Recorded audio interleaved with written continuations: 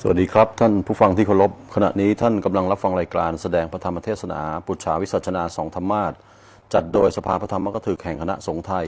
จากวัดพระเชตุพนวิมลมังคลารามร่วมกับสถานีวิทยุกระจายเสียงกองทัพบกจส2 FM 103 เมกะเฮิรตซ์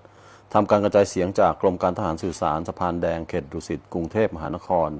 ซึ่งวันนี้ตรงกับวันอาทิตย์ที่ 12 เมษายน พุทธศักราช 2569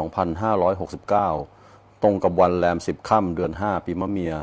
และวันนี้ทางรายการได้กราบอาราธนาพระคุณเจ้าพระมหาไทยอิสรธรรมโมด็อกเตอร์พระนักเทศน์สภาพระธรรมกถึกแห่งคณะสงฆ์ไทยจากวัดพระเชตุพนวิมลมังคลารามเขตพระนครกรุงเทพมหานครแสดงธรรมร่วมกับพระคุณเจ้าพระมหาชาครินทร์กิติเมธีปริยนธรรม7ประโยคผู้ช่วยเจ้าอาวาสจากวัดยานนาวาเขตสาทรกรุงเทพมหานครบัดนี้พร้อมแล้วขอเชิญชาวพุทธศาสนิกชนทุกท่านที่ติดตามรับฟังรายการร่วมกันตั้งใจสมาทานศีลพร้อมสดับรับฟังพระธรรมเทศนาตามลำดับต่อไปครับมะยังพันเตวิสุงวิสุงลักขณถายะติสรเนนะสหปัญจศีลานิยาจามะทุติยัมปิมะยังพันเตวิสุงวิสุงลักขณถายะติสรเนนะสหปัญจศีลานิยาจามะตติยัมปิมะยังพันเตวิสุงวิสุงลักขณถายะติสรเนนะสหปัญจศีลานิยาจามะนะโมตัสสะภะคะวะโตอะระหะโตสัมมาสัมพุทธัสสะนะโมตัสสะภะคะวะโตอะระหะโตสัมมาสัมพุทธัสสะนะโมตัสสะภะคะวะโตอะระหะโตสัมมาสัมพุทธัสสะนะโมตัสสะภะคะวะโตอะระหะโตสัมมาสัมพุทธัสสะนะโมตัสสะภะคะวะโตอะระหะโตสัมมาสัมพุทธัสสะนะโมตัสสะภะคะวะโตอะระหะโตสัมมาสัมพุทธัสสะพุทธังสารนังคัจฉามิ พุทธังสรณังคัจฉามิ ธัมมังสารนังคัจฉามิ ธัมมังสรณังคัจฉามิ สังฆังสารนังคัจฉามิ สังฆังสรณังคัจฉามิ ทุติยัมปิพุทธังสารนังคัจฉามิ ทุติยัมปิพุทธังสรณังคัจฉามิ ทุติยัมปิธัมมังสารนังคัจฉามิ ทุติยัมปิธัมมังสรณังคัจฉามิ ทุติยัมปิสังฆังสารนังคัจฉามิ ทุติยัมปิสังฆังสรณังคัจฉามิ ตติยัมปิพุทธังสารนังคัจฉามิ ตติยัมปิพุทธังสรณังคัจฉามิ ตติยัมปิธัมมังสารนังคัจฉามิ ตติยัมปิธัมมังสรณังคัจฉามิ ตติยัมปิสังฆังสารนังคัจฉามิ ตติยัมปิสังฆังสรณังคัจฉามิ ปานาติปาตาเวระมณีสิกขาปัทังสมาธิยามิ ปานาติปาตาเวระมณีสิกขาปะทังสมาธิยามิ อะทินนาทานาเวระมณีสิกขาปัทังสมาธิยามิ อะทินนาทานาเวระมณีสิกขาปะทังสมาธิยามิ กาเมสุมิจฉาจาราเวระมณีสิกขาปัทังสมาธิยามิ กาเมสุมิชฌาจาลาเวระมณีสิกขาปะทังสมาธิยามิ มุสาวาทาเวระมณีสิกขาปัทังสมาธิยามิ มุสาวาทาเวระมณีสิกขาปะทังสมาธิยามิ สุราเมรยะมัชฌะปมาทัฏฐานาเวระมณีสิกขาปัทังสมาธิยามิ สุลาเมรยะมัชฌะปมาทัฏฐานาเวระมณีสิกขาปะทังสมาธิยามิ อิมานิปัญจสิกขาปัฏฐานิสีเลนะสุขติงยันติ สาธุ สีเลนะโภคะสัมปทา สาธุ สีเลนะนิพพุติงยันติตัดสมาสีลังวิโสทะเย สาธุเพ ลัมมาจโลกาธิปติสหัมปติกัดอัญชลีอันทิวรังอาญาจทะสันติทะสัตตาประชักขะชาติกาเทเสตุธรรมังอนุกรรมปิมังปะชัง นะโมตัสสะภะคะวะโตอะระหะโตสัมมาสัมพุทธัสสะนะโมตัสสะภะคะวะโตอะระหะโตสัมมาสัมพุทธัสสะนะโมตัสสะภะคะวะโตอะระหะโตสัมมาสัมพุทธัสสะนิมิตตังสาธุรูปานังกตัญญูกตเวทิตานติณบัดนี้จักรับประทานแสดงพระธรรมเทศนาในกตัญญูกตเวทิตากถาว่าด้วยเรื่องของความกตัญญูกตเวทีพรรณนาศาสนธรรมคำสั่งสอนขององค์สมเด็จพระชินวรสัมมาสัมพุทธเจ้าเพื่อเป็นเครื่องประคับประคองฉลองศรัทธาประดับปัญญาบารมีอนุโมทนากุศลบุญยราศีในส่วนธรรมสวรมัยแก่ท่านผู้มีจิตศรัทธาทั้งหลายซึ่งมีกุศลสมานฉันท์สโมสรพร้อมเพียงณที่นี้โดยตั้งใจมาประพฤติปฏิบัติธรรมสดับรับฟังพระธรรมเทศนาซึ่งจะได้บุญกุศล4ทางด้วยกัน 1. บุญฟังเข้าทางหู 2. บุญดูเข้าทางตา 3. บุญภาวนาเข้าทางใจและ 4. บุญกราบไหว้เข้าทางฝ่ามืออิโตปะรังเบื้องหน้าต่อแต่นี้ไปอัตมภาพทั้งสองจักได้ประคับประคองฉลองศรัทธาแสดงพระธรรมเทศนาในส่วนปุจฉาและวิสัชนาในแบบสองธรรมาสก็แลตามธรรมเนียมของธรรมกถิกาจารย์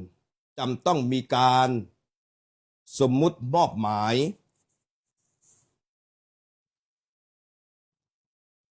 แห่งมอบหมายถวายหน้าที่ให้แก่กันและกันในขั้นต้นนี้เสียก่อนทั้งนี้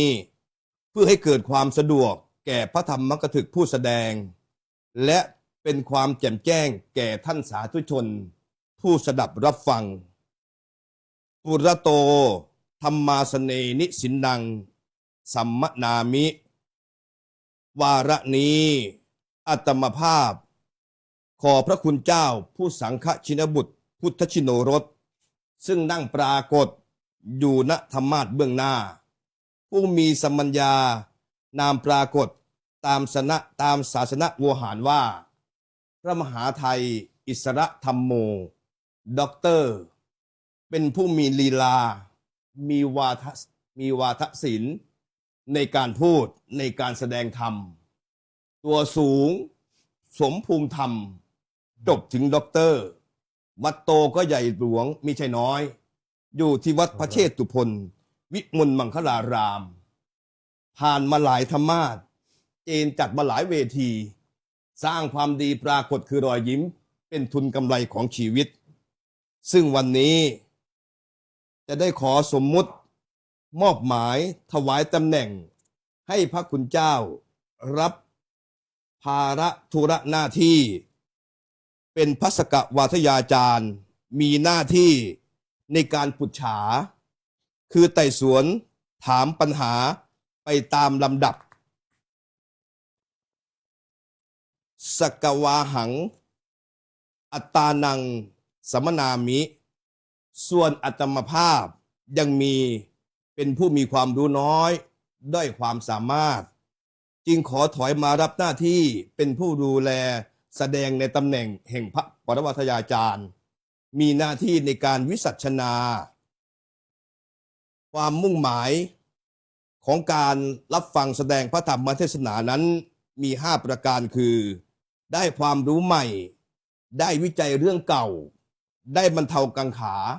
ได้พัฒนาความคิด ได้ทำจิตให้แจ่มใสและก็เยือกเย็น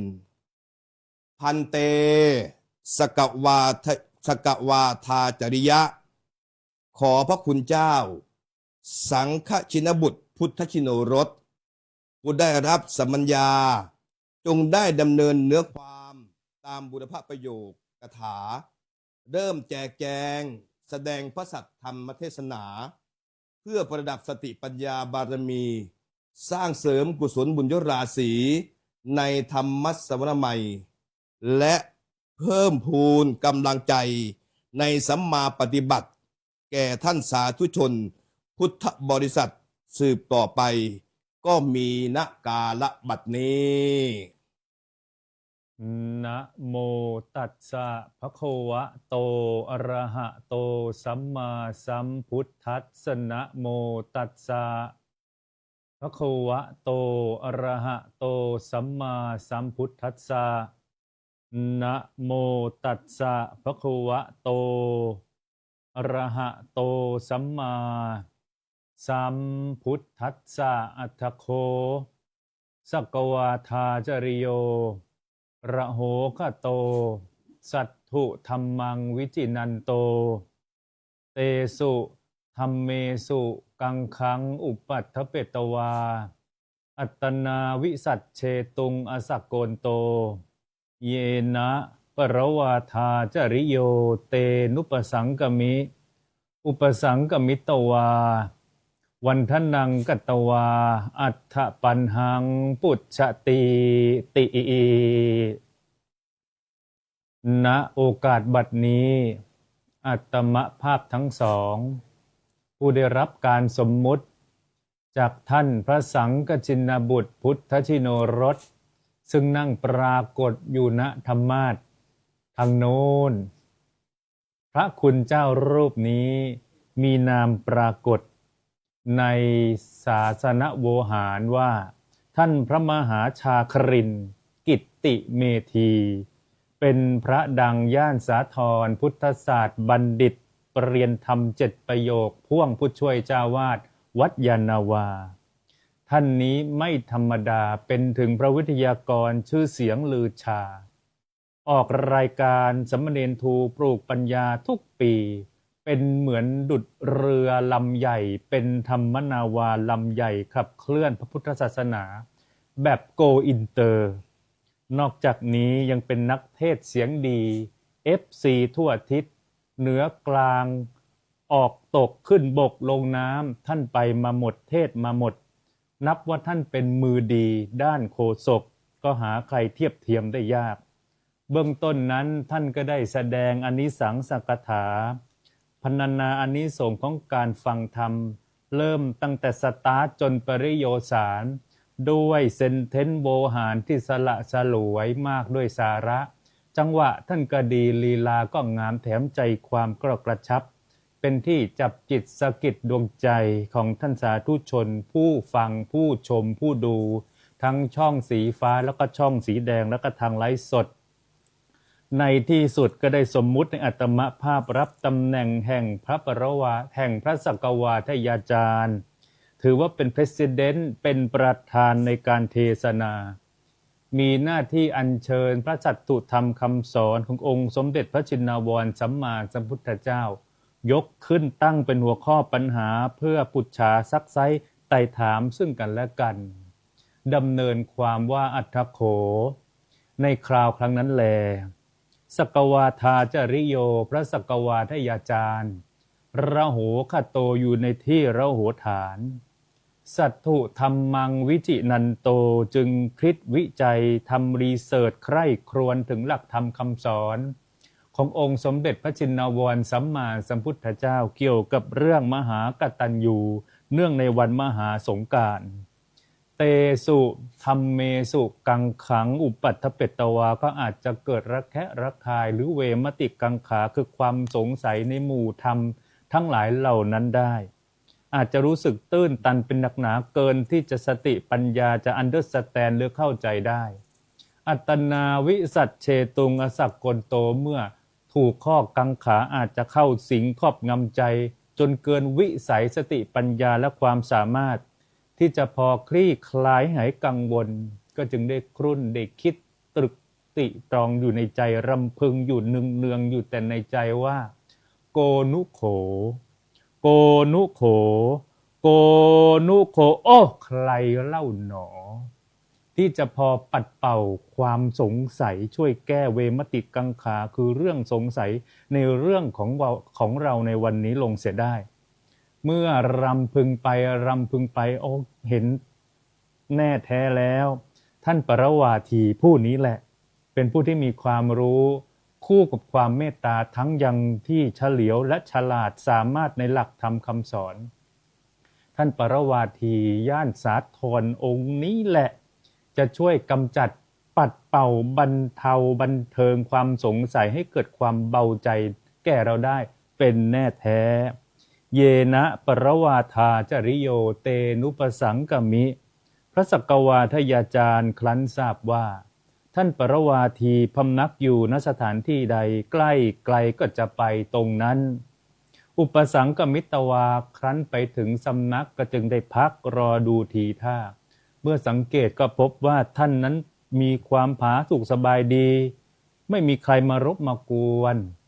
วันทนังกัตตวาอัฏฐปัญหังปุจฉติพระสักกวาทยาจารย์ก็ได้เข้าไปหานั่งพับเพียบเรียบร้อยสำรวมกายยอมือกราบอภิวาทจากนั้นจะได้ถือโอกาสเริ่ม conversation สนทนามีใจความเบาๆว่าอาวุโสปรวาทาจริยะถ้าความสำราญมีอยู่การที่กระผมมาสู่สำนักของพระคุณท่านในวันนี้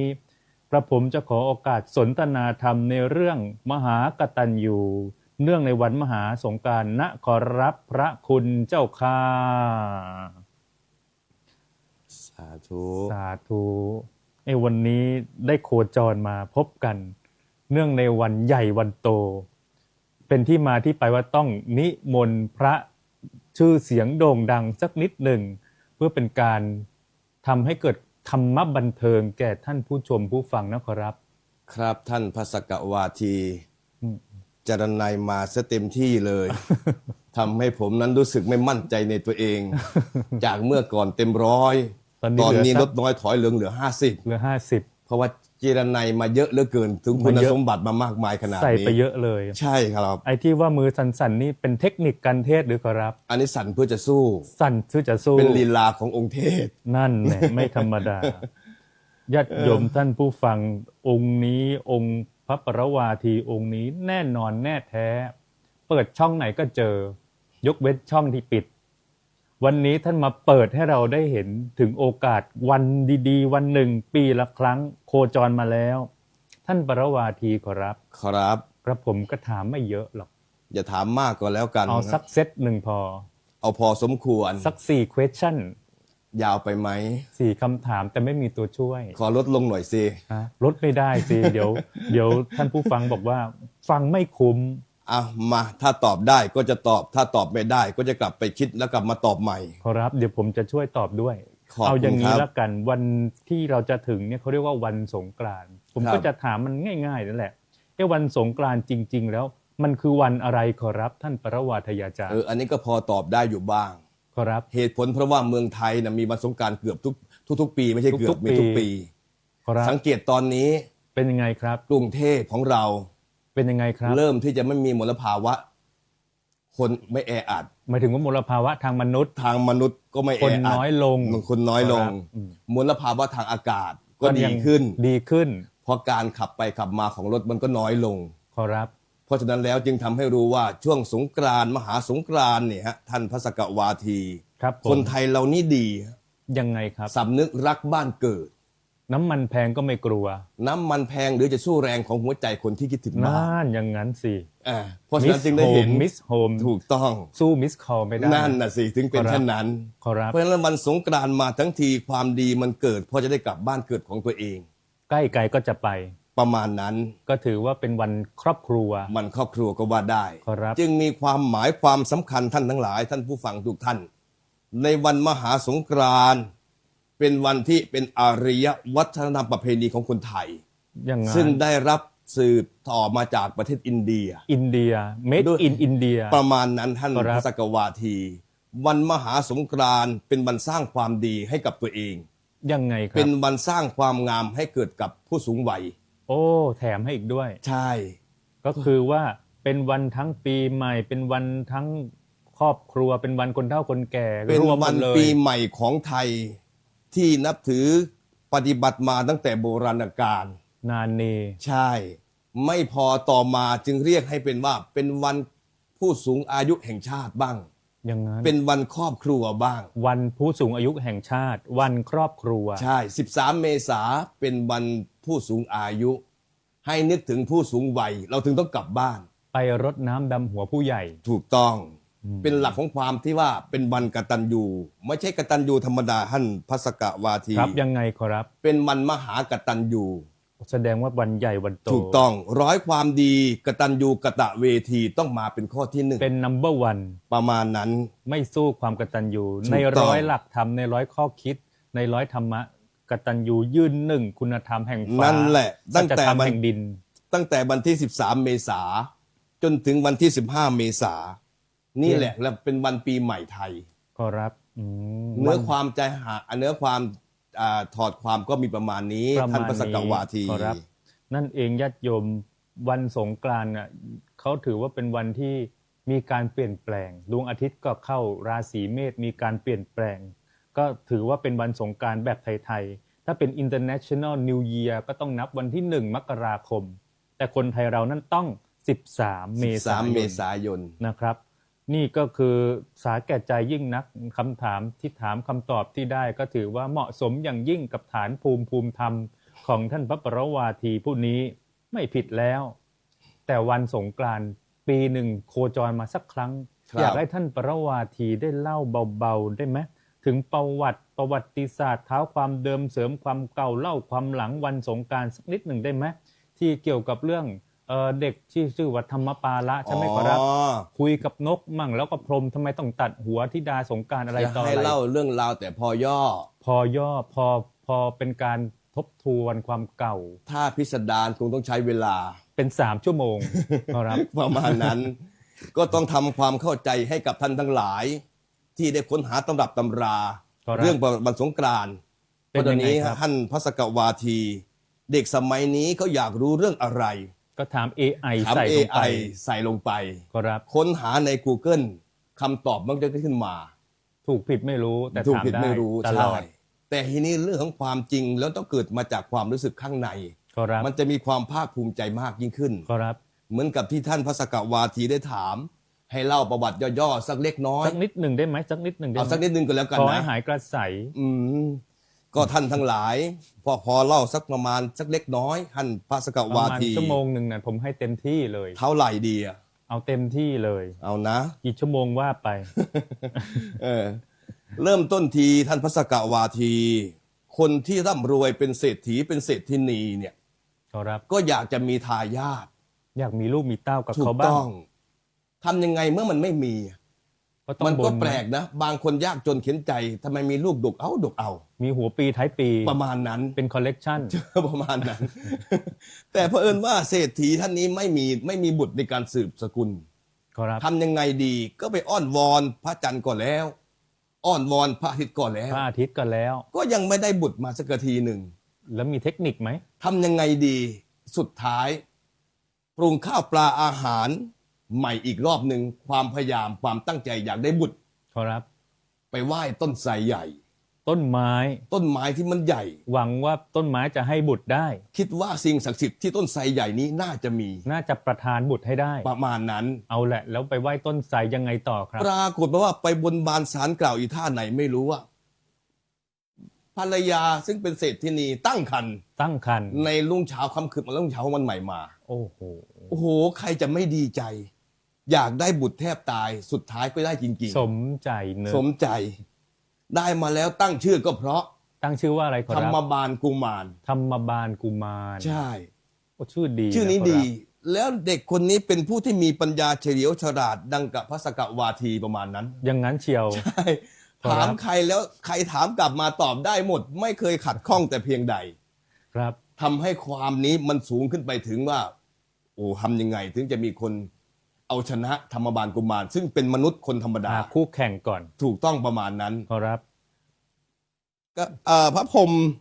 เขากระบินพรหมก็เลยอยากจะลองสักหน่อย พระพรหมอยู่บนฟ้าอยากลองของ อยากจะลองของว่ามนุษย์ธรรมดาจะเก่งกว่าฉันได้ จะ ยังไง แน่แค่ไหนเชียว ถูกต้องประมาณนั้น ขอรับ จะจบด็อกเตอร์อย่างท่านหรือเปล่ายังไม่แน่ใจท่านพระสกวาที แล้ว ก็เลยลงมาถามว่านี่ธรรมบาลกุมาร เห็นว่าเจ้าเก่งดีนักใช่ไหม ขอรับ อยากจะประลองพิสูจน์ปัญญาหน่อย สักนิดหนึ่งขอลองหน่อย ใช่ ขอรับ ก็เลยบอกว่าท่านจะลองอยากจะลองถามปัญหาอะไร ขอ3 ข้อ แต่เดิมพันครั้งนี้ใหญ่หลวงยิ่งนัก ขอแค่3 ข้อเท่านั้นท่านผู้ฟัง แต่ค่าเดิมพันนี้ไม่ใช่ธรรมดา คือ ท่านพระสกวาที คือ ห อะ มา ไร ยถึง ครับ หัวเลยนะ หมายถึงชีวิต ชีวิตเลย เอาแหละ คน แล้วยังไง เรา ต่อ ก็มี ครับ ภูมิธรรมอยู่ในตัว ครับ ก็รับคำท้าธรรมบาลกุบาล อืม เท่ากับบินพรหมเลยถามปัญหาอยู่3 ข้อ ข้อแรก 1. ตอนเช้าราศีของคนอยู่ที่ใด 2. ตอนเที่ยงราศีของคนอยู่ที่ใด แล้วข้อที่ ข้อสุดท้าย ตอนค่ำราศีอยู่ที่ใด 3ก็ถามไม่น่ายาก ถ้าเรารู้คำตอบมันก็ง่าย แต่ถ้าเราไม่รู้คำตอบมันก็ยาก แต่ตอบไม่ได้ตอนแรกนะ ประมาณนั้น แล้วเครียดไหมเด็กน้อยธรรม โอ้โห ธรรมบาล ไม่เคยแพ้ในยุทธภพของพื้นมนุษยโลกนี้ โอ้โห คำว่าแพ้สะกดไม่เป็น ไม่เป็นแล้วสมัยนั้นปวดหัวพาราไม่มี ไม่มีฮาลาให้ เออ ทำยังไงดี โอ้โห แทบจะเอาขาไก่หน้าผาก เวลาที่ผ่านไปแต่ละวันแต่ละวัน ยัง นึก ไงค ย้อน รับ กลับมาว่าชีวิตฉันเริ่มสั้นลงสั้นลง โอ้เพราะว่าดีลเดิมพันนี้มีเวลาจำกัด มีเวลาแค่ limited 7 วัน offer 7 วันเท่านั้น ขอรับ ขอรับ สุดท้ายเมื่อถึงวันแล้ว จะต้องไปตอบ ค ยัง อ ไง คง ต่อ ต้อง ครับ ขาด คอหลุดแน่วันนี้ แน่นอนทำยังไงดี เลยไปหาที่มันสงบหน่อยดีไหม โอ้ ก็เลยไปนอน นอนที่ใต้ต้นไม้ใหญ่ นอนใต้ต้นไม้ใหญ่ เพราะว่าเอากำลังชีวิตซะก่อน เพราะว่าก่อนที่จะตาย เรียกว่าปลงจิตปล ปรง ง ใจ จิต แล้ว ปรงใจ แต่ ครับ ธรรมบาลกุมารนี้มีพิเศษอย่างหนึ่งท่านพระสก ยัง วา ไง ที ครับยังไง เป็นคนที่รู้สัพพวิชา โอ้ แม้กระทั่งเสียงของสัตว์ เสียงของนก ของนกของสัต ของสั ว์ ตว์ ต่างๆ นี่รู้หมดว่าเขา ฟัง พูดเขา รู้ ร้องอะไร เรื่องโอ้ฟังรู้เรื่อง ไม่ธรรมดาเหมือนกัน ขอรับ จบมาหลายศาสตร์ แสดงว่าได้ยินนกเมาส์มอย ประมาณนั้น แล้วยังไงต่อครับ ก็เลยนอนอยู่นิ่งๆ แล้วก็คุ้นคิดอยู่เผอิญมันมีนก2 ตัวนกใหญ่2 ตัว ครับ นกอินทรีมาเกาะที่กิ่งไม้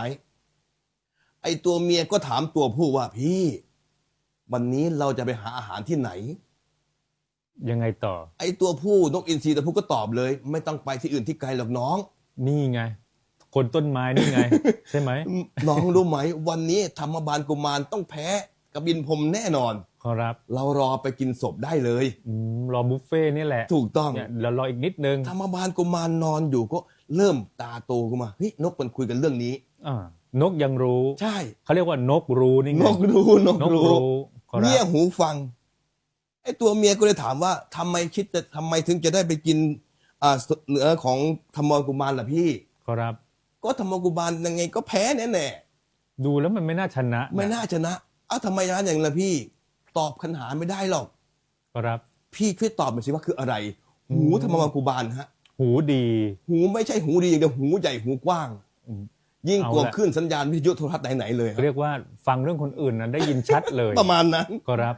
เปิดหูฟังตั้งใจ ได้ยิ ฟั น ง ว่า นะ ยังไงขอรับนี่ ก็ อยาก เลย จะ บอก รู้ ว่า แล้วเนี่ย พี่รู้คำตอบไหมนกอินทรีตัวผู้ก็เลยว่า มันจะง่ายอะไรน้อง มันจะยากอะไร มัน น้อง จะยากอะไรมัน ขอรับ ง่ายนิดเดียว มันง่ายมาก ใช่ เขาเลยถามข้อ 1ล่ะพี่ตอบว่ายังไง ขอรับ ท่านพระสกกาบาทีถามว่าไงนะข้อ 1นะเมื่อกี้เนี่ยผม ถาม ถาม ว่า ว่าไงนะ ตอนเช้าราศีอยู่ที่ รา ใด ศีอยู่ที่ไหน พี่ดูสิคนนอนตื่นเช้ามา เขาต้องล้างหน้าแปรงฟัน เพื่อให้หน้าสดใสผ่องใสมีออร่า โอ้ตอนเช้าราศีอยู่ที่หน้า ประมาณนั้น แล้วอีก2 ข้อตอบว่ายังไง ถึง ขอรับ เลยธรรมบาลกุบาล ครับ แล้วข้อ 2ล่ะพี่ว่างั้น ครับ ราศีตอนเที่ยงอยู่ที่ไหน อากาศมันร้อน อยู่ที่ไหนขอรับ เหมือนสงกรานต์ที่ประเทศไทย โอ้มันร้อนมาก มันร้อนเหลือเกินร้อนมากกว่าเดิม อยู่ในห้องแอร์หรือเปล่า ยัง ครับ ร้อนอยู่เลย ร้อนใจ ร้อนใจ ก็เลยบอกว่า ตอนเที่ยงนี่นะ ราศีของคุณต้องอยู่ที่อก อยู่ที่อก คนจึงเอา ลูบ น้ำอบน้ำหอมมาลูบที่อก มารดน้ำ ใช่ ครับ ให้มีความหอมให้มีความเย็น อย่างนั้น กูธรรมกุบาลคิดในใจกูรอดตายแน่ แต่มันต้องอีกคำ แต่ ถามห มัน นึ่ง ต้อง นะ อีกคำถามหนึ่งอะสิ ครับ คำถามที่สามล่ะพี่คำตอบที่สามล่ะพี่คำตอบที่สามราศีตอนค่ำคุณอยู่ที่ไหน อยู่ที่ไหนละคราวเนี้ย เพื่อให้ไม่มีมลทินของกาย เพื่อให้ไม่มีมลทินของใจ ครับ คนเราต้องล้างเท้า ก่อนนอน ก่อนที่จะเข้าห้องนอน โอ้โห แล้วความดีหรือพระจะให้พรว่ามีความสุขมีความสุข โอ้โหผมมาลองคิดดูนะ ถ้าเป็นภูมิธรรมกุบาลนะ ผมอยากจะตะโกนลั่นให้โลกทั้งโลกรู้ว่ากูรอดตายแล้ว รอดตายแล้ว ใช่ นกรู้มาบอกคำตอบ นั่นนะสิ เอง นกรู้สมจริงดังว่า รีบกลับบ้าน แล้วสุดท้ายเท้ากระบินผมแพ้ ยังไงต่อครับ แพ้เนี่ย แล้วพรหมไม่มีวันตายแล้วจะยังไงนะจะต้องทำยังไง พระพรหมถ้าไม่หมดอายุไขมาเกิดใหม่ก็ตายไม่ได้ ตัดหัวก็ไม่ตายว่างั้นเถ ตั อะ ดหัวก็ไม่ตาย แต่ก็ต้องตัดอ่ะ แต่ก็ต้องตัดตามสัญญากันเอาไว้ โอ้ ทำยังไงดีสุดท้าย ถ้าตัดเสียนของพระพรหมเนี่ย ยังไงครับ เอาลงแม่น้ำทะเลก็จะเหือดแห้ง เดือดเลย ได้ ร้อนเลยเดือดแห้ง มัน เล เหือย ดแห้งไปเลยอ่ะ โอ้โห ถ้าเอาวางไว้บน รุ พื้น แรง ดิน มาก ไฟบรรลัยกันก็จะไม่ลุ โอ้ ก โหไฟไหม้ป่า PM เยอะมาก ใช่ประมาณนั้น ควรจะต้องหาที่ไว้ที่วาง เอาลอยในอากาศฝนก็ไม่จะตกต้องตามฤดูกาลเกิดความ เอา แห้งแล้ แล้ว ว ไม่รู้จะต้องเก็บยังไง มีวิธีเก็บไหม มันก็มีวิธีแก้เคล็ดเก็บเอาไว้ ครับ จึงเป็นต้นกำเนิดเกิดของนางสงกรานต์ท่านพระสกวาที ครับธิดาสงกรานต์นางสงกรานต์ทั้ง 7 คือลูกของท้าว ลู ก ก บิล สาว พรหม ทั้งเจ็ด ครับ จะต้องมาอัญเชิญเสียน ของพ่อ ข นั่น อง แหละ พ่อตัวเอง คือกบินพรหมเนี่ย ทุกวันสง ทุก กราน ทุก ต์ วันสงกรานต์1 ปีมี 1 ครั้ง มี1 ครั้ง สมมุติว่าวันอาทิตย์ก็นางหนึ่งวันจันทร์ก็นางหนึ่งปีนี้ตรงกับวันอังคารธิ ตรง ดา กับวันอังคาร นางที่ 3 ใช่ไหม เป็นลูกสาวคนที่ 3 จะต้องรับธุระหน้าที่นี้ โอ้เดี๋ยวผมเก็บไปถามต่อ ประมาณนั้นท่าน เพ พ ราะ ระส ฉะ ก นั้น วา แล้ว ที เนี่ยท้าวกบิลพรหมนิยตโยมท่านผู้ฟังได้แพ้พนันว่างั้นเถอะให้แก่ธรรมบาลเด็กน้อย ก็ต้องได้ตัดหัวใส่พานถึงปีก็เวียนลงมาให้ลูกสาวธิดาสงกรานต์ทั้ง 7 เอาลงมา นี่ก็เป็นที่มาของประวัติเล็กๆเท้าความเดิมเสริมความเก่าเล่าความหลังวันสงกรานต์พอได้ญาติโยมได้หายสงสัยพอได้รีวิวกันปีละครั้ง เอาแหละคำถามต่อไปครับท่านปรวาทยาจารย์ ขอรับ ต่อเมื่อนางสงกรานต์ได้เสด็จออกมาแล้วพร้อมพระเศียรของพ่อหรือท้าวกบิลพรหมนางสงกรานต์ปีนี้คือใครครับสวดทรงองค์เอวดีไหมสะสวยไหมที่สำคัญเวลาออกมาเนี่ยจะต้องขี่สัตว์ประเภทแปลกๆมาทั้งนั้น อยากจะถามว่าขี่ตัวอะไรออกมาครับ ถ้าน าง ส ส วด งกราน ทร ต์ ง คือใครครับ ถ้าสวดทรงองค์เอวผมก็ไม่แน่ใจ ยังไม่แน่ใจ ไม่อยู่ในเหตุการณ์ ไม่เคยเห็นด้วย ไม่เคยเห็น ตามเวทีวัดไม่ใช่ใช่ไหม ไม่ใช่แบบนั้น คนละองค์กัน คน ใช่ไหม ละคนกันคนละองค์กันกับเทพธิดา ครับ นางซึ่งเป็นลูกที่ 3 ท่านพระสกวาที ชื่อว่านางลากษะสะเทวี รากสะเทวี ใช่ เป็นยังไงนางคนนี้ นางคนนี้เป็นผู้ที่เป็นธิดาองค์ที่ 3 ซึ่งมีพาหนะวราหะ วราหะ ตัวอะไรครับวราหะเนี่ย ผมก็พยายามไปศึกษาเรียนรู้จะคือตัวอะไรวราหะ วรา จึงได้คำตอบ ว่า เป็นหมูป่า ไม่ใช่หมูเขี้ยวตันนะ หมูป่า หมูป่า โอ้หมูป่า เออ ตัวมันใหญ่ไหมแต่คนไป มันจะ นั่ง ตั ได้ ว เนี่ย ใหญ่ มันจะมีกำลังมากกว่าหมูธรรมดา โอ้โหหมู นะ ป่า นี่คือหมูป่า น่ากลัวมาก ใช่ โอ้โหก็คือว่านางรากสะเทวีทรงบหุรัตน์ทัดดอกบัวหลวงอาภรณ์แก้วโมราพัก ขอ ษา รับ หารโลหิต พระหัตถ์ขวาถือตีศูนย์พระหัตถ์ซ้ายทรงธนูเสด็จยืนบนหลังวราหะ หมูป่านั่นเอง ถูกต้อง โอ้โห แต่อย่าย้ำบ่อย อย่าย้ำไป มีใครกระทบกระเทือน นี่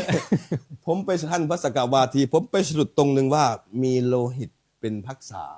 แสดงว่าดื่มเลือดดื่มเนื้อ ปีนี้มหาสงกรานต์ เป็น มหา ยัง ส ไง ง ค ก รั รา บ นต์ จะร้อนจะรุ่มจะชุ่ม คนทั้งหลาย จะยังไงไหม ก็ต้อง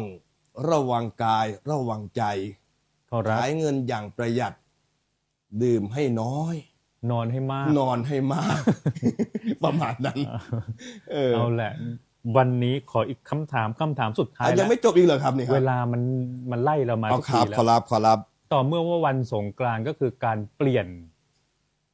เข้าสู่ราศีเมษเป็นวันปีใหม่ ขอรับ ทีนี้ว่าถ้าสงกรานต์คือการเคลื่อนย้ายของดวงอาทิตย์ แล้วชีวิตเราจะเคลื่อนย้ายจากอะไรไปสู่อะไรขอรับท่านปรวาทยาจารย์ อันนี้สำคัญท่านผู้ฟังทั้งหลาย เมื่อราศีมันเคลื่อนย้าย คนเราก็ต้องเคลื่อนตามบ้าง ขอรับ เคลื่อนจากร้ายให้กลายเป็นดี ขอรับ เคลื่อนจากจนให้กลายเป็นมี เคลื่อนจากรักปลอมให้กลายเป็นรักแท้ เพราะคนทุกวันนี้รักกันที่จอมากกว่ารักกันที่ใจ ถูกต้องเลย คนไทยทั้งหลายเป็นชู้ทางไลน์ทำลายครอบครัวทางเฟซ อย่างนั้น คนไทยทั้งหลายผัวตบเมียถีบผัวหนีบเมียกระทืบผัวคาน3 คืบเมียกระทืบ4 ที ขอรับ ก็ต้องเคลื่อนย้ายบ้าง ต้องเคลื่อนย้ายมี ต้อ การ งเค เป ลื่อ ลี่ น ยน ย้า แป ย ลง บ้างให้รักที่มันปลอมๆเป็นรักแท้ เป็นรักแท้แน่จริง ครับ เพราะเชื่อว่าหลายคนนี่เข้าใจในความรักแต่น้อยคนนักที่จะรักอย่างเข้าใจ อย่างนั้น เพราะฉะนั้นแล้วเมื่อราศีมันเคลื่อนย้ายท่านทั้งหลาย ให้เคลื่อนย้ายตัวของเราคือเปลี่ยนที่ความคิด เปลี่ยนที่ mindset เปลี่ยนที่ ความคิด mindset ครับ แล้วลงมือกระทำในสิ่งนั้น จากที่ทุกข์น้อยจะกลายเป็นสุขมาก ขอรับ ทุกข์น้อยจะกลายเป็นสุขเยอะ ทุกน้อยเป็นสุขเยอะ ครับ มีมากก็มีน้อยก็จะกลายเป็นมีมาก มีน้อยกลายเป็นมีมาก ครับ เราต้องเคลื่อนปรับเปลี่ยนทัศนคติความคิดของเรา คนไหนที่รักครอบครัวน้อยๆก็กลับมารักครอบครัว ดูแลพ่อแม่น้อยๆก็ใส่ใจมาก ขอรับ ๆท่านพระสกวาที ขอรับ เมื่อก่อนนี้สัก30 ปี เป็นยังไงขอรับ ลูกหลานกำพร้าพ่อแม่ ลูกกำพร้าพ่อแม่ ครับ หลานเหลนกำพร้าปู่ย่าตายาย ขอรับ แต่พอมาทุกวันนี้ เป็นยังไงขอรับ พ่อแม่กำพร้าลูก ปู่ย่าตายายกำพร้าหลาน โอ้กลับตลปัดหมดเลย ถูกต้องตายายอยู่กับบ้านกับประตูบ้านกับกุญแจ ครับ หลังสู้ฟูกหน้าสู้ฟ้า ป ลู ระ ก มาณ หลานหาย นั้น หมด เพราะว่าพ่อกับแม่กับลูกต่างคนต่างอยู่บางทีแม่ก็มาทำงานที่อื่นที่ไกล เช่นกรุงเทพเป็นต้น แล้วก็ไม่กลับบ้านกลับเรือนวันสง ประ ก มาณ รานต์ นั้น เพราะฉะนั้นใครฟังอยู่รีบจองตั๋วรีบกลับบ้านกลับเรือน ยังไม่สายสงกรารจะวันที่ 13 คือพรุ่งนี้ ยังไม่สายนะ กลับ ยังม่ ไป สาย มันจะสร้างคุณค่าของความกตัญญูไง นี่คือการเคลื่อนย้าย ถูกต้อง กตัญญูนี่สำคัญนะขอรับ ถูกต้องพ ครับ ระพุทธเจ้าแต่เอาไว้ชัดกตัญญูกตะเวทีนั้นน่ะเหมือนกับพุทธพจน์ที่ยอยกขึ้นเบื้องต้นว่า นิมิตตังสาธุรูปานัง ขอรับ กตัญญูกตะเวทิตา แปลเอาใจความท่านพระสกวาที ยังไงขอรั ก บ ตัญญูกตะเวทีนั้นดีเลิศเป็น อย่างนั้น เครื่องเชิดชูสง่าเป็นราศี อย่างนั้น เป็นรากแก้วขวัญคนของคนดี สาธุ เป็นสักขีชี้เห็นว่าเป็นคน โอ้โห สมแล้วเป็นท่านนักเทศน์นักบรรยายนักทอล์กตัวจริงเสียงจริง แล้วก็เป็นธรรมะอารมณ์ดีญาติโยมผู้ชมผู้ฟังวันนี้เวลาก็มาทุกทีขยับมาทุกที ก็ขอให้อย่าลืมว่าความกตัญญูกตเวทีนี่เป็นสิ่งสำคัญ วันไหนหมดจดเอาไว้ใครอยู่ช่วย วันไหนป่วยจดเอาไว้ใครรักษา วันไหนจนจดเอาไว้ใครพึ่งพา มีขึ้นมาจำไว้หนาต้องตอบแทน ในส่วนของการแสดงธรรมะเทศนาสองธรรมาสน์ไว้วันนี้ ก็ขอเดชเดชะคุณพระพุทธรัตน์เป็นฉัตรกั้น คุณพระธรรมช่วยป้องกันส่องวิถี พระสงฆ์ทรงคุณค่าบารมี รวมเป็นที่พึ่งล้ำค้ำจุนกาย ขออำนาจสิ่งศักดิ์สิทธิ์ในทิศทศช่วยปรากฏพรชัยไม่เหือดหาย ให้รุ่งเรืองเฟื่องฟุ้งจรุงราย ทุกทั้งหลายมาลายสิ้นถิ่นไทยเทิน พุทธานุภาพนำผลสัพพมงคลสโมสร จงมีความเกษมสันต์นิรันดรความทุกข์ร้อนสิ่งใดอย่าได้มี ธรรมานุภาพนำผลสัพพมงคลเกษมศรีจงอยู่เย็นเป็นสุขทุกนาทีเจริญศรีสวัสดิ์พิพัฒนา สังฆานุภาพนำผลสัพพมงคลทุกทวนหน้า จงพร้อมเพรียงเกื้อกูลหนุนนำพาพ้นเพศภัย นานาสุขถาวร เทศนาบรรหารมาโดยประสงค์ จึงจะขอระงับวิกับพระธรรมเทศนาลงคงไว้ แต่เพียงเท่านี้ เอวังก็มีด้วยประการฉะนี้ ยะถาวาริวหาปูราปริปูเรนติสาครัง เอวะเมวะอิโตทินังเปตานังอุปกปปติอิชิตังปัฏฐิตังตุมหังขิปะเมวะสมิจฉตุสัพเพปูเรนตุสังกปาจันโทปนรโสยถามณิโชติระโสยถาสัพพิติโยวิวัชชันตุสัพพโรโควินัสตุมาเตภวัตตวันตรายโย สุขีทีคายุโกภวะอภิวาทนาสีลิสะนิจจังวุธาปจายโนจัตตารโอธรรมาวาทานติอายุวันโนสุขังพระลัง สาธุ